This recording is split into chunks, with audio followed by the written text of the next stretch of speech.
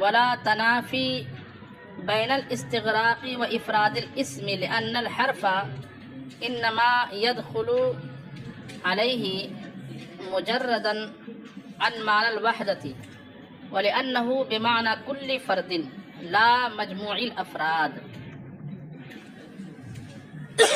ولهذا امتنع وصفه بنعت الجمع وبالإضافة لأنها أخسر طريق نحو هوايا مع الركب اليمانين مسعد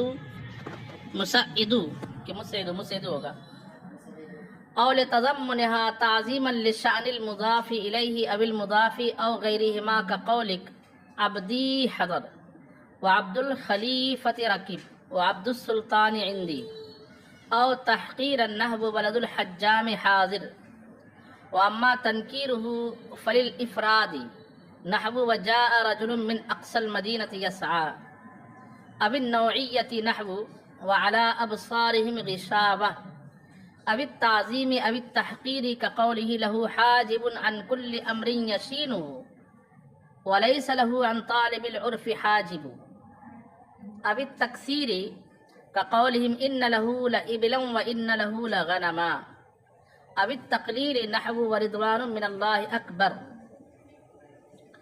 چلیں مسند الیہ کو معرفہ لایا جاتا ہے کبھی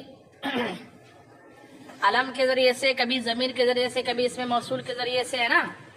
اور یہاں بیان کر رہے ہیں کبھی الف لام تعریف کے ذریعے سے بھی مسند الیہ کو کیا لایا جاتا ہے؟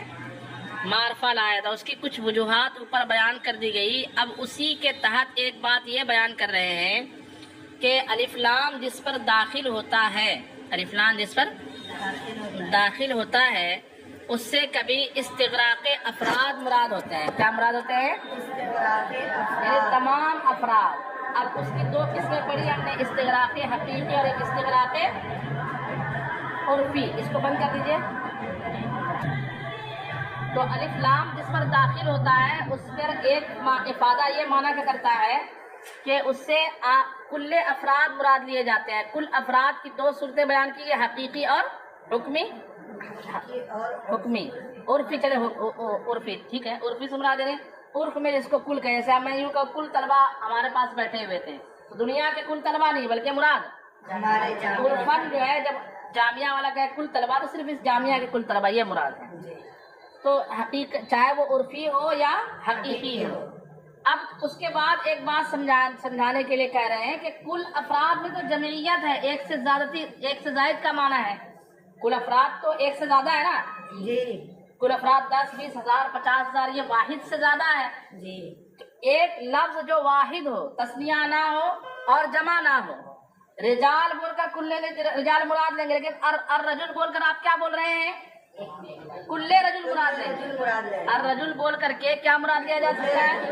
تو رجل تو واحد ہے، اس سے کل رجل کے تمام افراد کیسے مراد لیں گے؟ تو اس کا جواب دیا کہ افراد میں اور استغراق میں تنافی نہیں ہے. کیا جواب دے رہے ہیں؟ یعنی لفظ کا واحد ہونا، اسم کا واحد ہونا اور اس واحد کا اطلاق اس کے تمام افراد پر ہونا، اس میں کوئی تنافی نہیں ہے. کیوں نہیں ہے؟ تو جواب یہ دیا کہ ایک ہے تمام افراد کو جو مراد لیا جائے، تو ایک یہ ہے کہ جمیع افراد مراد لیے جائے، اور ایک ہے کل فرد مراد لیے جائے. کیا مراد لیا جائے؟ کل فرد. تمامیت کو دو طریقے سے بیان کیا جاتا ہے، علی سبیل الاجتماع تمامیت اور علی سبیل الانفراد تمامیت، یا علی سبیل الافراد، علی سبیل الاجتماع اور علی سبیل الانفراد. علی سبیل الاجتماع اور علی سبیل الانفراد. وہ تمام طلبہ جو یہاں آئیں گے میں اس کو 100 روپے دوں گا، اور آئے 10 طلبہ تو سب کو کتنا دینا پڑے گا مجھے؟ 10. وہ ہر ایک طلبہ جو یہاں آئیں گے میں اس کو 100 روپے دوں گا، مجھے کتنا دینا پڑے گا؟ 1000 دینا پڑے گا. کتنا دینا پڑے گا؟ ہر ایک طلبہ جو یہاں آئیں گے اور تمام طلبہ جو یہاں آئیں گے، دونوں میں فرق ہے نا. ہر ایک علی سبیل الانفراد ہے کہ ایک ایک کر کے ایسے ہی واحد کا لفظ رجل سے الرجل جب بناتے ہیں اور الرجل سے کیا مراد لیتے ہیں؟ تمام. تو جمعیت کے طور پر تمام نہیں بلکہ کس طور پر؟ انفرادی طور پر تمام، کہ یہ بھی الرجل ہے، یہ بھی الرجل ہے، یہ بھی الرجل، ایک ایک کر کے تمام افراد مراد لیتے ہیں. تو اس لیے استغراق میں اور افراد اسم یعنی اسم کے واحد ہونے میں کوئی تنافی نہیں ہے. اور ایک وجہ یہ ہے کہ جب ہم کسی واحد لفظ پر الف لام استغراقی داخل کرتے ہیں تو داخل ہونے سے پہلے ذہنی طور پر ہی ہم اس سے وحدت کا معنی ختم کر دیتے ہیں. کس کا معنی ختم کر دیتے ہیں؟ وحدت کا معنی. اس کو وحدت کے معنی سے اس کی تجدید کر لیتے ہیں. اس لیے اس میں تمام کا معنی آ جاتا ہے، ہر ایک فرد کا معنی آ جاتا ہے. یہ قاعدہ ایک بیان کیا، اس کو دیکھیے. کہتے ولا تنافی بین الاستغراقی و افراد الاسم، اسم کے واحد ہونے اور استغراق کے درمیان کوئی تنافی نہیں. کیوں؟ لأن الحرف، اس لیے کہ الف لام تعریف کا حرف تعریف انما يدخل علیہ اس واحد لفظ پر داخل ہوتا ہے. کیسے؟ مجردن عن معنی الوحدتی، اس حال میں کہ اس واحد لفظ کو وحدت کے معنی سے کیا کر لیا جاتا ہے؟ خالی کر لیا جاتا ہے. دوسری دلیل وَلِأَنَّهُ بِمَعنَى كُلِّ فَرْدٍ، اور اس لیے کہ وہ کل فرد کے معنی میں ہے، لا مجموع الافراد، تمام افراد کے معنی میں نہیں. کل فرد کا معنی الگ ہے، تمام افراد کا معنی الگ ہے. ایک ہے میں تمام افراد کو 100 روپے دوں گا اور ایک ہے کل فرد کو میں 100 روپے دوں گا. تو 10 لوگ آئے تو پہلے جملے میں اگر کسی کا خدا کی قسم میں تمام افراد کو 100 روپے دوں گا، جمیع افراد کو 100 روپے دوں گا، تو چاہے 100 آ جائے یا 1000 آ جائے سب کو دے دیں گے اور وہ برابر برابر کیا کر لیں گے؟ اور اگر میں نے کہا کل فرد کو 100 روپے دوں گا تو 10 لوگ آئے تو 1000 دینا پڑے گا اور 1000 لوگ آئے تو 1000 100 کی جو ہے وہ 100 کے نوٹ سب کو دینا پڑے گا. بات سمجھ میں آ رہی ہے؟ تو کل فرد کا معنی الگ ہوتا ہے اور جمیع افراد کا معنی کچھ اور ہوتا ہے. تو کہتے ہیں کہ الف لام جب داخل ہوتا ہے مفرد لفظ پر تو وہاں جمیع افراد مراد نہیں بلکہ کل فرد مراد ہے، اور کل فرد واحد ہے. ہر ایک اپنی جگہ کیا ہے؟ واحد ہے. ولا وَلِأَنَّهُ بِمَعنَى كُلِّ فَرْدٍ، اور اس لیے کہ یہ کل فرد کے معنی میں ہے، لا مجموع الافراد، مجموع افراد کے معنی میں. دلیل کا دلیل یہ ہے کہ اگر یہ مجموعے افراد کے معنی میں ہوتا تو واحد لفظ جس پر الف لام داخل ہوا اس کی صفت جمع سے لانا جائز ہو جاتا اور یوں کہنا جائز ہوتا الرجل العالمون. کیا جائز ہوتا؟ کیونکہ الرجل سے جمیع رجل مراد ہے نا، تو جمیع رجل ایک عالم نہیں ہوں گے، جمیع رجل کیا ہوں گے؟ عالمون ہوں گے. لیکن ہر مرد بہت سارے عالم ہے کیا؟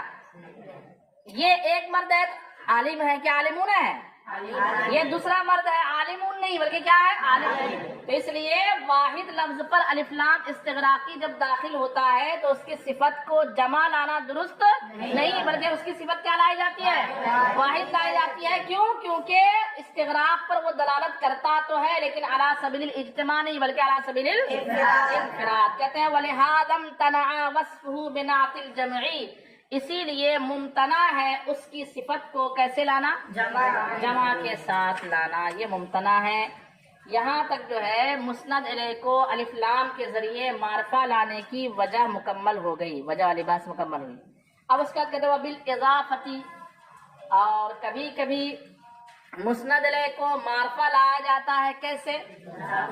اضافت کے ذریعے. مضاف الیہ ہے نا قسم، مضاف اضافت معرفہ کی قسم ہے، یعنی معرفہ کی کسی بھی قسم کی طرف جب مضاف کر دیا جائے، یہ شرط ہے.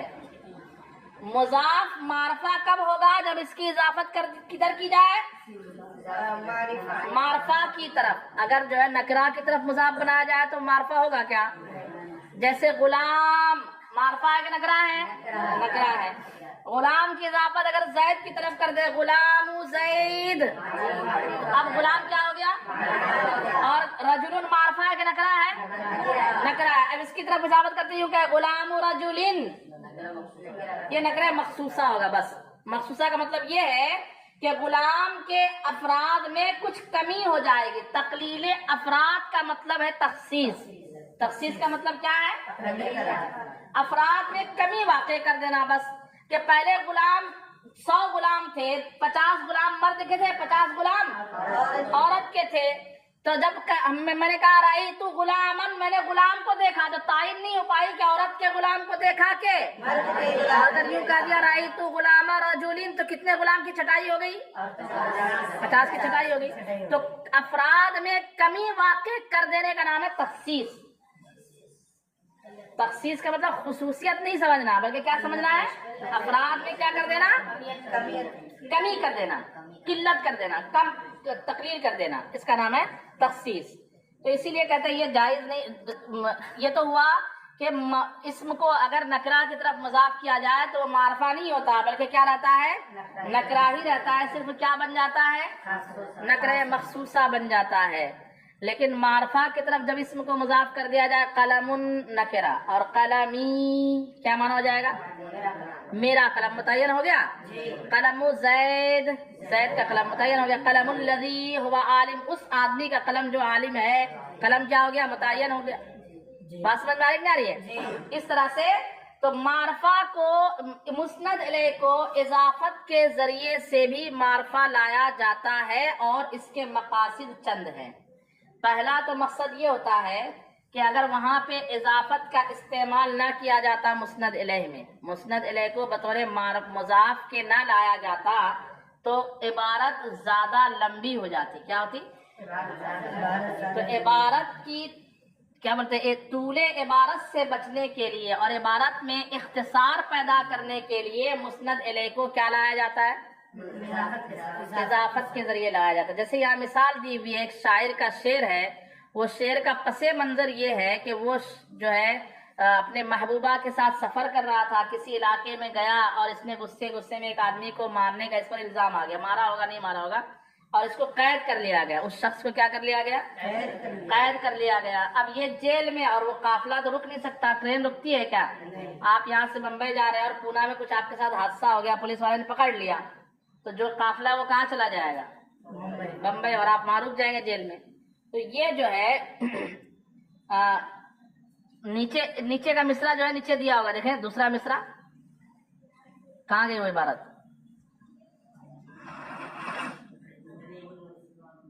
کہاں ہے؟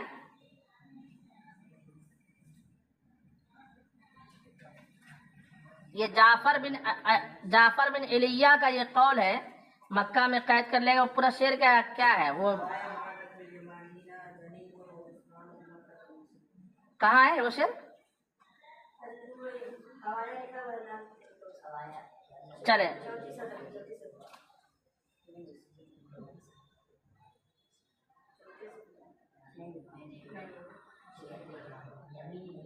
وہ اس سے پہلے وہ شعر انہوں نے پڑھا، ہاں جنیبن وہ جسمانی ہوگا، جسمانن پڑھ رہے ہیں کیا؟ جسمانن کہاں پڑھے آپ نے؟ حافظ صاحب کی طرح حفظ کر لیا کیا؟ وہ جسمانی کے بعد بمکہ محسر، ٹھیک ہے، بمکہ مؤصلی، غلط یاد کر کے رکھے ہوئے ہیں کیا؟ کہاں یاد کیا آپ نے؟ ہاں بمکہ مؤصلی، مطلب یہ ہوگا جسمانی مانا ہمارا جسم، جیم سام میم سے جسمانی، جسمانن نہیں، میرا جسم مکہ میں جو ہے مؤصل قید ہے، کیا ہے؟ قید کر لیا گیا ہے، اور میرا جو محبوب ہوایا، یہاں پہ اصل جو استشہاد وہ ہوایا سے ہے، ہوایا، ہوا جو ہے مصدر ہے، وہ حضرت کو کھڑا کر دیجئے،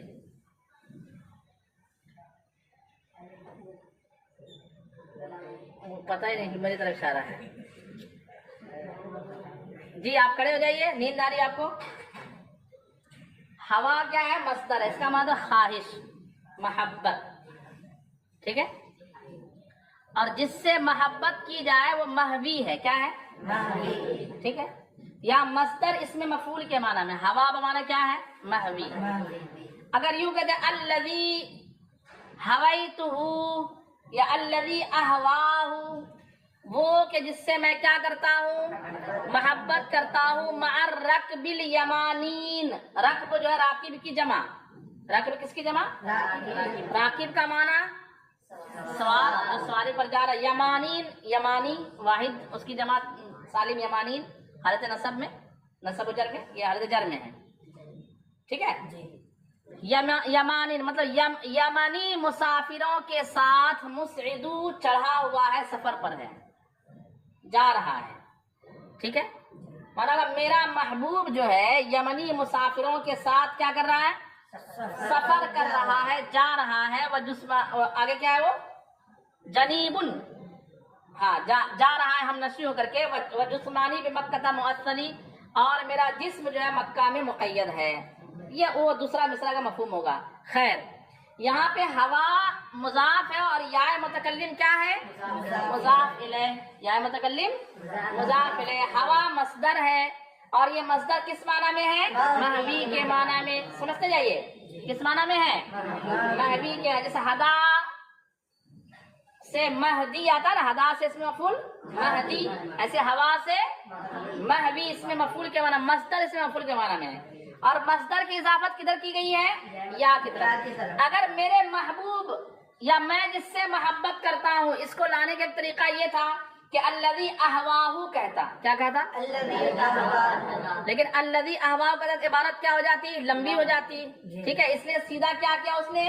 ہوایا کہہ کر جو ہے مضاف بنا دیا اور اس کو مضاف الیہ بنا دیا اور مقصود بھی حاصل ہو گیا، عبارت کم لگی.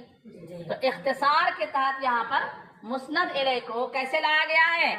اضافت کے ذریعے معرفہ لایا گیا ہے. دوسری وجہ یہ ہوتی ہے کہ اضافت جو ہے مضاف الیہ یا مضاف یا ان دونوں کے علاوہ کسی تیسری چیز کی عظمت شان کو بیان کرنے کے لیے ہوتی ہے. اضافت کس لیے ہوتی ہے؟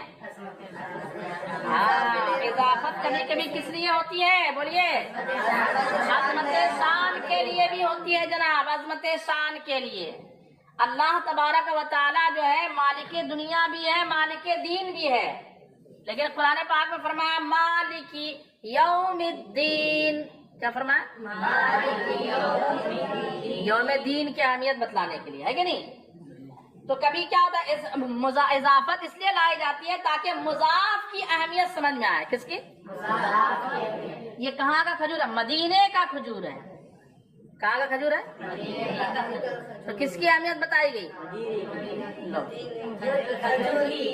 ارے کھجور ندوہ کا بھی ہو سکتا تھا نا، لیکن کیا کہا؟ مدینے کا کھجور ہے کہ نہیں. کوئی شخص ہے، کہاں سے آیا؟ اجمیر شریف سے آ رہا ہے. کہاں سے آ رہا؟ یہ آنے والا ہاں کہاں کا مہمان؟ اجمیر کا مہمان ہے. تو مہمان کی عزت بڑھ گئی کہ نہیں بڑھ گئی؟ اور کہاں کا ہے؟ تو گنگوہ کا ہے. نام ہی جو ہے منحوس جیسا لگتا ہے کہ نہیں. اب کوئی گنگو کا تو وہ ناراض نہ ہو، بس یہ کیجیے کہ وہ چھوڑ کے دوسری جگہ گھر بسا لیجیے. وہاں بہت منحوس آدمی گزرا ہے کہ نہیں. خیر، تو اضافت کے ذریعے سے کبھی مضاف الیہ کی شان بتانے مقصود ہوتی. کس کی؟ ہاں. اور کبھی مضاف کی، اور کبھی مضاف کسی اور کی. جیسے یہاں 3 مثالیں دی ہے: عبدی حضر، عبد الخلیفہ رکیبہ اور عبد السلطان عندی. عبدی حضر، میرا غلام حاضر ہے. یہ خود اپنی شان بتا رہا ہے کہ یہ جناب میری وہ شخصیت ہے، میری کار آ گئی. اچھا آپ کی کار ہے کہ نہیں؟ کار آ گئی نہیں بولے گا، وہ کس نے کیا بولے گا؟ وہ کار کی عظمت نہیں بتا رہا ہے بلکہ کس کی عظمت بتا رہا ہے؟ اپنی عظمت بیان کر رہا ہے کہ مجھے جو ہے نا تم جو ہے نا ارے غیر رتو خیرے مت سمجھو، میرے پاس بھی کار ہے کہ نہیں، یہ میری کار ہے. یہاں پہ اپنی عظمت بیان کر رہا ہے. مرید اگر کہے کہ یہ میرے پیر صاحب ہے تو پیر صاحب کی عظمت بیان کر رہے ہیں کیا؟ اپنی عظمت بیان کر رہے ہیں. بات سمجھا نہیں؟ اور پیر صاحب بولے کہ یہ میرا مرید ہے تو باقی کیا دوسرے کا مرید ہے؟ تو یہاں پہ مرید کی عظمت بیان ہو رہی ہے. اور کبھی کبھی اس کے خلاف ہوتا ہے. عالم بیٹا ہے اور باپ نارمل ہے تو کہتا ہے کہ میں اس کا باپ ہوں. کیا بولتا ہے؟ ہاں ابو انا ابو. یہاں پہ باپ اپنی عظمت بیان کر رہا ہے. بات سمجھ میں نہیں آ رہی ہے؟ اور کبھی کبھی کیا ہوتا ہے کہ نہ مضاف نہ مضاف ہے بلکہ کسی تیسری چیز کی شان بیان کرنا مقصود ہوتی ہے. جیسے کوئی کہے کوئی یوں کہے کہ وہ فلاں صاحب جو ہے نا کراچی کے جو عالم صاحب ہیں میرے گھر میں ٹھہرے ہیں، یہاں گھر کی عظمت بیان کرنا مقصود ہے کہ کسی گھر میں، اور گھر کا یہاں ترکیب اعتبار سے مضاف ہے اور نا مضاف ہے کہ نہیں؟ بات سمجھ میں کرے، جیسے حضور کی اونٹنی میرے گھر بیٹھی ہے، ایوب انصاری گھر میں بیٹھی نا، تو حضور کی اونٹنی وہ بیان کرتے تھے، حضور کی اونٹنی جب مدینہ تشریف لائے تو میرے گھر بیٹھی تھی، میرے گھر کے پاس ہی رکی تھی. تو اس میں اونٹ حضور مضاف ہے اور اونٹنی مضاف ہے ترکیبی اعتبار سے، نہ تو یہاں دونوں میں کسی کی عظمت بیان کرنا مقصود ہے بلکہ اپنے گھر کی اہمیت اور عظمت بیان کرنا مقصود ہے کہ میرا ہی وہ خوش قسمت گھر ہے کہ جہاں پر حضور کی اونٹنی آ کر بیٹھی تھی.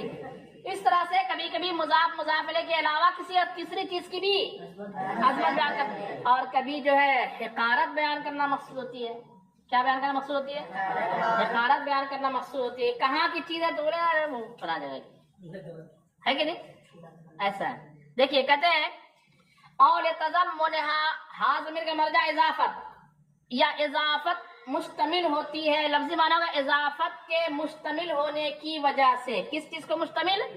تعظیما لشأن المضاف الیہ، مضاف الیہ کی عظمت شان پر، او المضاف یا مضاف کی عظمت شان پر، او غیرہما کسی اور چیز کی عظمت شان پر. کا قول کا جیسے عبدی حضر، میرا غلام آ چکا، عبد الخلیفہ رکبا، خلیفہ کا غلام سوار ہو رہا ہے. یہاں کس کی شان ہے؟ ارے غلام کی نا بھیا، کہ غلام کس کا ہے؟ خلیفہ کا. اور تیسری چیز جس میں نہ اضافت مضاف مضاف نہیں بلکہ تیسرے کسی اور چیز کی شان مقصود ہے، عبد السلطان عندی، سلطان کا غلام میرے پاس ہے. اور تحقیرن یا کس لیے؟ حقارت کے طور پر، مفہوم والے سے میں سمجھا پڑھاتے جا رہا ہوں. نحو ولد الحجام حاضر، نائی کا لڑکا آ گیا ہے.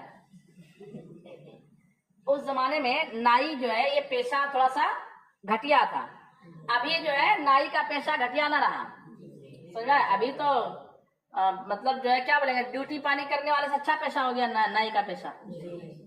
سلون جس کو بولتے ہیں، مینس ویئر، کیا نہیں مینس ویئر نہیں، کیا بولتے ہیں؟ ہیئر مینس، ہاں ہیئر ڈریسر، انگریزی نام دے دے کر کے جو ہے نا اس کو اچھا کر دیا. خیر اچھا، اس کے بعد کہتے ہیں اما تنکیر ہو، یہاں تک جو ہے تعریف والی جو حالت ہے مسند علیہ کی، تعریف معرفہ لانے کی حالت. تعریف سے مراد کیا؟ معرفہ. مسند علیہ کو معرفہ لانے کی جو حالت ہے، احوال مسند علیہ کی میں سے ایک حالت ہے مسند علیہ کو کیا لانا؟ وہ یہاں تک بات ہو گئی مکمل. اب کہتے ہیں کبھی مسند علیہ کو نکرہ بھی لایا جاتا ہے. کیا لایا جاتا ہے؟ کبھی آپ کہتے ہیں جاءنی رجل، کبھی آپ کہتے ہیں جاءنی الرجل، ہے کہ نہیں؟ تو مسند علیہ کو نکرہ لانے کی وجہ ترجیح کیا ہوتی ہے؟ تو چند وجوہات بیان کر رہے ہیں. کہتے ہیں کہ واما تنکیرہ فللافراد، اور مسند علیہ کو نکرہ لانے کی ایک وجہ ہوتی ہے افراد کے لیے، یعنی ایک چیز، ایک فرد کو بیان کرنا مقصود ہوتا ہے. کس کو بیان کرنا مقصود ہوتا ہے؟ جیسے قرآن پاک میں وَجَاءَ رَجُلٌ مِّنْ أَقْصَى الْمَدِينَةِ رَجُلٌ وَجَاءَ رَجُلٌ، دونوں آیا تھا نا، وَجَاءَ رَجُلٌ مِّنْ أَقْصَى الْمَدِينَةِ يَسْعَىٰ، ایسا بھی ہے، یہی تو میں پڑھ رہا ہوں. ہاں سورہ یاسین میں ایسی ہے نا، وَجَاءَ مِنْ أَقْصَى الْمَدِينَةِ رَجُلٌ، اس طرح سے ہے. سورہ یاسین میں کیسے ہے؟ رجل یسعیٰ، ایسے ہے نا. اور یہ دوسری آیت کی سورہ ہے کیا؟ دوسری سورہ کی آیت ہے کیا؟ اچھا ٹھیک ہے، ہاں اس لیے کنفیوز ہو گیا میں. ایک بار اس کو چیک کر لیجیے گا نا، کس سورہ سے یہ؟ اچھا وہاں دی گئی ہے آیت 20، پارہ 20 ہے کہ آیت 20 ہے؟ وہ سورہ قصص 20 سے پارہ میں حافظ صاحب کا ہے یہاں پہ؟ اچھا ٹھیک ہے. تو یہاں پہ جو ہے جاء رجلن میں رجلن کو دیکھیں نکرہ لایا گیا ہے، یہ بتانے کے لیے کہ مرد ایک ہی تھا، ایک سے زیادہ افراد کے لیے. اور دوسرا مقصد کہتے ہیں کہ اب النوعیت یا اس مسند علیہ کی ایک خاص قسم کی طرف اشارہ کرنے کے لیے مسند علیہ کو کیا لایا جاتا ہے؟ نکرہ لایا جاتا ہے. خلقتہ من ماء وخلقتنی من طین، تو نے اسے پانی سے پیدا کیا اور مجھے الٹا بول دیا میں نے. خلقتہ من खलक़तनी मिन नार व खलक़तहु मिन तीन औ कमा क़ाल अल्लाह। कहा याद, ऐ अल्लाह तूने आदम अलैहिस्सलाम को मिट्टी से पैदा किया और मुझे आग से पैदा किया। तो अब तीन जो है ना वो ये नौइयत बयान करेंगे, खास किस्म की मिट्टी और खास किस्म के पानी से पैदा किया। ऐसे यहाँ पर फरमाया गया मुनाफिकों के बारे में, काफिरों के बारे में, वअला अबसारिहिम गिशावह, और उनकी आंखों पर ढक्कन है। तो ये ढक्कन जो है ना वो बर्तन एल्युमिनियम वाला नहीं है ना, ये खास किस्म का ढक्कन है और वह नासमझी का ढक्कन है ना, देख करके भी किसी को समझ नहीं ना सके। तो ढक्कन से मुराद वो नहीं है कि वाकई जो है जितने काफिर है सब अंधे हैं।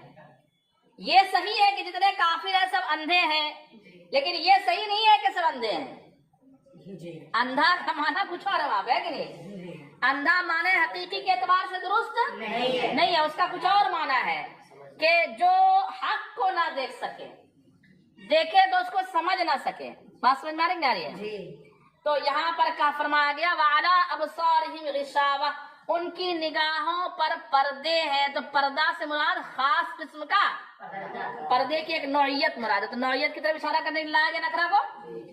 तीसरा मकसद है अबित ताज़ीमी अबित तहकीर, या अजमत उसकी बड़ाई बयान करने के लिए नकरा लाया जाता है। मुस्नद में क्या लाया जाता है?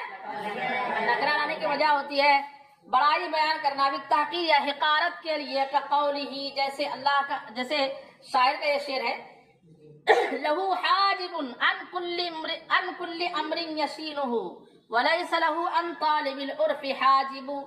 देखिए हाजिब दोनों जगह इस्तेमाल हुआ है नकरा। लहू हाजिबुन अन कुल्ली अमरिन यशीनु, शाना यशीनु अशान, इन्ना शानी अका हुवल अबतर, बुरा भला कहने वाला। और शाना यशीनो का एक माना होता है ऐब लगाना। क्या माना होता है? यशीनुहु माना उसको जो ऐब लगाए, उसको जो ऐब लगाए। और कुल्ले अमरिन हर वो बात, यशीनु जो उसे क्या करे? ऐब लगाए। हर वो बात जो उसे ऐब लगाए, उससे लहू हाजिबुन, क्या है? रोकने वाली बड़ी बड़ी चीजें हैं। लहू हाजिब, हाजिब का माना आड़, पर्दा, रोकने वाली चीजें, अड़चन। ठीक है? लहू हाजिबुन अन कुल्ली अमरिन यशीनुहु, उसको रोकने वाली बड़ी बड़ी चीजें हैं हर ऐसी बात से जो बात उसको क्या करे? ऐब लगाए। यानी मेरा बादशाह ऐसा है कि जिसको ऐब लगाने वाली बातों से रोकने वाली बड़ी बड़ी चीजें मौजूद हैं, बड़ी बड़ी चीजें मौजूद हैं हाजिब के तौर पर। तो हाजिब के बड़प्पन को बयान किया गया यहाँ पे। आलिम है, आलिम भी बोलते हैं कि उसकी बुराई मत करो, अवाम बोलती है उसकी बुराई मत करो, हाकिम बोलते हैं उसकी बुराई, ये बड़े बड़े लोग उसकी बुराई करने से एक दूसरे को क्या करते हैं? रोकते हैं। और किस चीज से नहीं रोकते हैं? वलैसा लहू अला तालिबिल उर्फ, तालिब उर्फ यानी मांगने वाला, बख्शिश मांगने वाला, तालिब उर्फ माना। लेकिन जब बादशाह के पास कोई हाथ फैलाकर मांगने वाला आता है तो छोटी से छोटी चीज भी देने से बादशाह को रोकती कि सर मत दीजिए, नहीं। जब देने पाता है तो सबको देता है, कोई एक छोटी सी बात भी उनको रोकती नहीं है। तो भिखारियों को देने में इतना माहिर है कि कोई रोकने वाली चीज है ही नहीं। लेकिन जहाँ तक उसकी बुराई और ऐब की बात है तो ऐब से रोकने वाली बड़ी बड़ी चीजें क्या है? तो एक हाजिब में जो नकरा लाया गया है, एक हाजिब को बतौर ताजीम के और एक हाजिब को नकरा लाया गया बतौर तहकीर के। माना होगा बड़ी, उसके हर ऐसी बात जो उसको ऐब लगाए उससे रोकने वाली बड़ी बड़ी चीजें उसके लिए है, लेकिन मांगने वालों के लिए उसको उस मांगने वालों से रोकने वाली एक छोटी से छोटी चीज भी मौजूद नहीं है। ठीक है? तर्जमा समझ में आया कि नहीं आया? लहू हाजिबुन, उसके लिए रोकने वाली चीजें हैं बड़ी बड़ी। ये बड़ी बड़ी मैंने तर्जमा लगाया अजमत शान ताज़ीम की वजह से। अन कुल्ले अमरी यशीनु, हर ऐसी बात से जो उसको क्या करे? वलैसा लहू अन तालिबिल उर्फि हाजिबुन, लेकिन बख्शिश तलब करने वालों से उसके लिए छोटी से छोटी चीज भी रोकने वाली नहीं। अब तकसीरी या कसरत को बयान करने के लिए नकरा को मुस्नद लेकर नकरा लाया जाता, किस लिए? उसके कसरत को बयान करने के लिए। जैसे अरबी लोग कहते हैं इन्ना लहू लइबिलन व इन्ना लहू लगनमा, उसके बहुत सारे ऊँट हैं, उसके पास बहुत सारे ऊँट हैं। तो इबिलन नकरा, गनमन نکرہ. اس کے بعد بہت ساری بھیڑ بکریاں، غنم کا معنی. ابھی تقلیل یا کمی بیان کرنے کے لیے نکرہ کس لیے لایا جاتا ہے؟ کمی بیان کرنے کے لیے. رضوان من اللہ اکبر، اللہ کی تھوڑی رضامندی بھی بہت بڑی ہے. ٹھیک ہے، تو رضوان النکرہ ہے یہاں پہ تقریر کے لیے. وقد جاء للتعظیم والتکثیر، اور کبھی کبھی کیا ہوتا ہے تعظیم اور پلس تکثیر، یعنی اس چیز کو بڑا بتانے کے لیے اور اس چیز میں کثرت دکھانے کے لیے بھی مسند الیہ کو کیا لایا جاتا ہے؟ جیسے وَإِن يُكَذِّبُوكَ فَقَدْ كُذِّبَتْ رُسُلٌ. رسول سے مراد بہت سارے رسول، رسول سے مراد تکثیر، اور رسول سے مراد بڑے بڑے عظیم بڑے بڑے رسول. تو یہاں تعظیم بھی ہے، ساتھ ساتھ تکثیر بھی ہے. اے ذو عدد کثیر، یعنی بڑی بڑی تعداد والے، وہ آیات عظام، اور بڑی بڑی نشانیوں والے رسول. یہاں پہ تعظیم بھی ہے، ساتھ ہی ساتھ ومن تنکیر غیر الافراد والنوعیت. اس کو انشاءاللہ کل پڑھتے ہیں.